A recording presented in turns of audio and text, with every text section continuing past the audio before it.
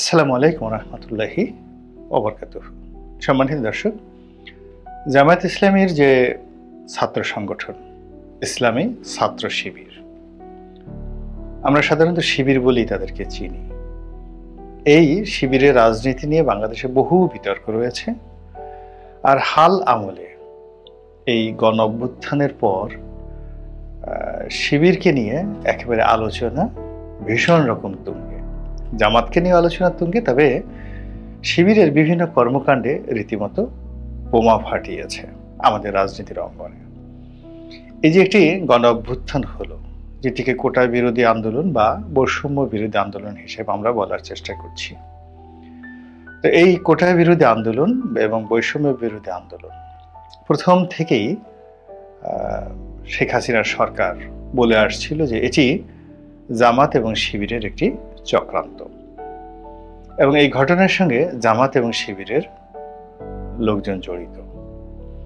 আর অন্যদিকে আমরা সাধারণ যারা আমজনতা, তাদের বক্তব্য ছিল যে না, এটা একটা নিপাট নির্ভেজাল আন্দোলন, সাধারণ ছাত্রদের আন্দোলন, এবং এই আন্দোলনে যে বিষয়টি নিয়ে ছাত্ররা দাবি জানাচ্ছে এটি বলতে গেলে গণদাবি এবং নিষ্পাপ দাবি। এটি যদি সরকার মেনে নেয়, সরকারের কোনো অসুবিধা হবে না। তো সেই আন্দোলনকে তাচ্ছিল্য করা শুরু করলো, এবং আন্দোলনকারীদেরকে রাজাকার বলা হলো, আলবদর বলা হলো, আর শামস বলা হলো, রাজাকারের বাচ্চা বলা হলো। এবং সেটায় এই আন্দোলনকারী যারা নেতা সমন্বয়ক, তাদেরকে রাজাকারের বাচ্চা বলার কারণে, অর্থাৎ ৭১ তো যারা রাজাকার ছিলেন সবাই জামাতের কর্মী, আর জামাতের ছেলে সন্তানেরা সাধারণত শিবির করে। তো এই কথাটি যখন রাজাকারের বাচ্চা হিসেবে গালি দেওয়া হলো, সাধারণ মানুষ খুব রাগ করলেন, অস্বাভাবিক রাগ করলেন আওয়ামী লীগের প্রতি। এবং অন্যান্য যারা, বিশেষ করে বিচারপতি মানিক, অন্যান্য যারা এই রাজাকারের বাচ্চা শব্দটিকে বারবার ম্যাটারালাইজ করার চেষ্টা করেছে, মার্কেটিং করার চেষ্টা করেছে, তাদের প্রতি জনগণের ক্ষোভ একেবারে চরমে পৌঁছালো।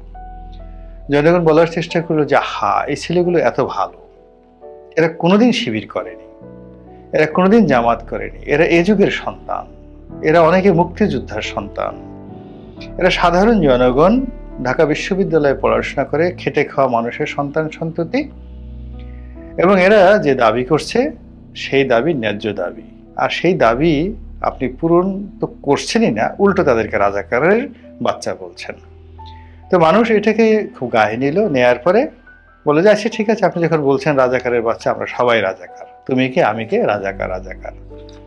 এবং তুমি কে আমি কে, রাজাকার রাজাকার, এই কথা বলতে বলতে বাংলাদেশে একটা রীতিমতো বিপ্লব হয়ে গেল, গণ বিপ্লব হয়ে গেল, এবং শেখ হাসিনা পালাতে বাধ্য হলেন।